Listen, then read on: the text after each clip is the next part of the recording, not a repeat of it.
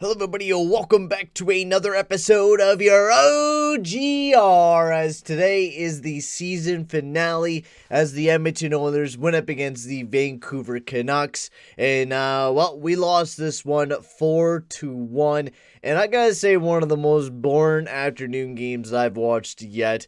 I mean, the Oilers never really play good afternoon games. I mean, we really didn't play any afternoon games throughout the season, but this game was just so slow, and the Oilers weren't playing their highest superstars. Like, McDavid only played about 16 minutes. Nuge played the most minutes for the offense, and then next up was Josh Archibald. So, as you can see, we were playing more of our depth players most of the night, and same with the defense. Like, Darnell Nurse still played a high amount of ice time, but Evan Bouchard and Slater Cuckoo were up there in minutes as well. So, it was mostly just, rest your main guys, get ready to go for the playoffs, of course, and that's going to be the biggest thing, as, of course, we are starting on Wednesday against the Winnipeg Jets for Game 1 in Edmonton. I am officially very, very hyped that we, just finished off our season, so don't expect too much from this video, because I'm not going to go into super deep detail, because this game, honestly, there's not very much to talk about. I mean, I'm going to talk about Mikko Koskinen for a bit.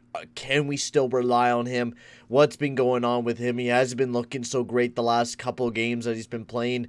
I know a lot of Koskinen lovers, and I'm a Koskinen lover too, and I'm still trying to keep that fandom alive for him. But, just the way that he's been, letting some goals right on that glove hand, it's been a weak side for Koskinen from what it looks like this year, and almost his entire career I was able to pick up that his glove hand's been really weak, and Highmore was able to pick the corner almost every single time. So instead of babbling on, let's get into reviewing the game. So first goal of the game was Adam Larson with his fourth of the season with an absolute clap bomb from the point, getting McDavid his 105th point in 56 games, which is just an absolutely amazing year by Connor McDavid with 100 points in 50 games was absolutely amazing. And get to see him have that one last point was great to see. Sucked that we didn't produce any other points, because then going into the second period, Bo Horvat gets a very nice shorthanded goal because of Tyson Barrie. You know the usual Tyson. Well, it was like a turnover. I can't remember. We were fighting for the puck. Tyson Barrie tried to make a defensive move, but just didn't tie up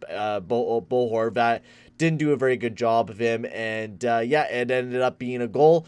And then Matthew Eymore with an absolute snipe. I can't remember. I know one of the goals was like a turnover from Evan Bouchard. He tried to send it out of the boards because he had 2 goals against on him as well. I think it was the Boyd and Highmore goal to finish off the game, which really kind of sucked for Evan Bouchard. He did play a lot of minutes, and he actually did play very well, especially offensively. I thought Bouchard had a really good night. Now, he definitely did give away the puck a couple times, made some mistakes, but honestly, in that first period, he was playing very well. The third period, we got absolutely pummeled by the Vancouver Canucks, 17-5 for shots in that third period. Like, the Canucks really came out to play with a goal from Highmore for his second of the season, then a goal from Boyd, and then another goal there from Highmore as well to really cap things off. And it was all on that glove hand of Mikko Koskinen. Almost every one of those goals was on the glove hand of Mikko Koskinen, and he just wasn't able to make the saves that he needed to make at those current times.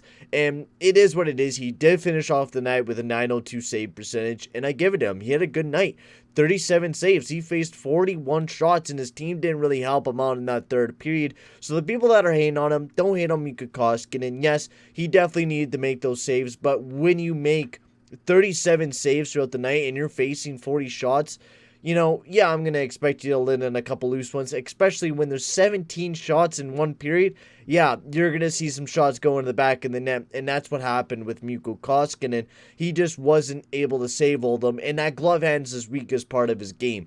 If you're going to let a nice shooter Highmore's not the greatest shooter in the world, but, he's definitely been lining the lamppost up, or I guess this was his first goal for Vancouver, I think, this year, but, he had a beautiful shot, and that's just, the Oilers got to be better defensively sound, especially not giving up the puck the way that we did. Barrie didn't have a good night. He gave away the puck 2 times. He only played about 13 minutes this game and was still horrible defensively, which is just a show and sign that Barrie does not belong on this team, and I'm not excited to see him for the playoffs. I hope he simplifies his game, but I know he will not going into the playoffs, which is kind of a bummer that, I just wish Tyson Barrie could be more of a, better defensively. I think that's the only thing I really wish he would be better at, is better defensively, but he's just so horrible. Like, Evan Bouchard's game is just, 100 times better than what Tyson Barrie is, and we just don't get to see him. But honestly, Koskinen didn't have the worst game in the world. Could have been better, but in the end, it was a meaningless game for the Edmonton Oilers, and it really looked like that. We weren't really playing Connor McDavid a lot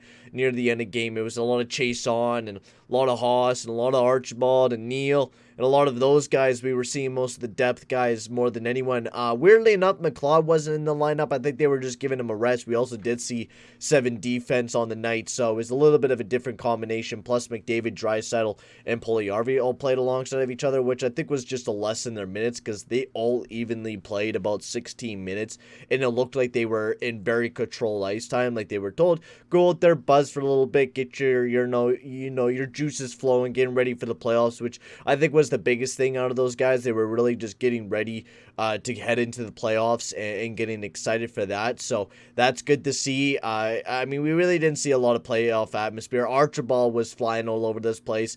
His analytics, of course, don't show him playing very well, which he's not a guy that's going to get you goals or, be a big guy defensively. He's decent defensively, not hammering on the guy. That's why he's a big PK guy on us.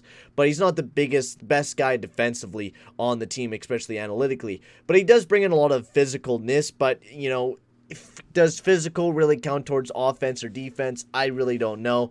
I mean, the analytics show that hits really don't matter to a game, but when you go into a playoffs, it's a totally different game. And if we could have Archibald buzzing like we had, like he was tonight, banging 6 bodies out there, really playing hard to the body, even though he was playing all over the lineup. He was playing a little bit with Nuge, McDavid, he played a couple minutes with Chase on, Neal, he was playing all over the place, and I really did, I do enjoy Josh Archibald's, versatility going throughout the lineup, because he can play everywhere, and he can disrupt a lot of plays to help out, McDavid or Draisaitl pick up the puck, which I'm really excited to see how well he'll play, because he's going to be a big energy guy going into the playoffs. We're going to absolutely need him to be that big energy guy. But honestly, offensively, we weren't really doing very much in this game. Like I said, the only goal was Adam Larson, and the only time we were generating anything was in like the first and second period, and Demko was absolutely robbing us. Like, Demko played an amazing game, making 31 saves on the night. He was a stone wall for the Vancouver Canucks. But yeah, I think that's all I got to say for this game. I know it's a quick video, but I didn't have very much else to say about this, this meaningless game. Not saying that it is, but this is the very first season that we actually finished every single game on the calendar without really missing any games, which is absolutely amazing to say the least, because last year I wasn't able to do almost every single game. Like, I still did post the game, but sometimes, I had a, a little challenge. This year I only had to do, I think it was game 51 and 52. I had to upload the both of them at the same time, because I think I was moving here, or either that or I was dealing with some school stuff. But honestly, it was a lot of fun going through another year, and I cannot wait for some playoff hockey, guys. I'm really, really excited to jump into the playoff hockey. But honestly, guys, from the deep of my heart, I'd like to just say thank you guys to all of you for all the support on the OGRs. It's been a totally different year this year from last year, where I was, barely getting anything, to this year where I have tons of new fans, and just everything seems to be going great. And I'd like to just say thank you guys so much for all the support on the OGRs this season. It's been a lot of fun, and I'm hoping you guys are just as excited as I am for some playoff hockey. Going up against the Winnipeg Jets on Wednesday, you guys will see our first ever really playoff OGR.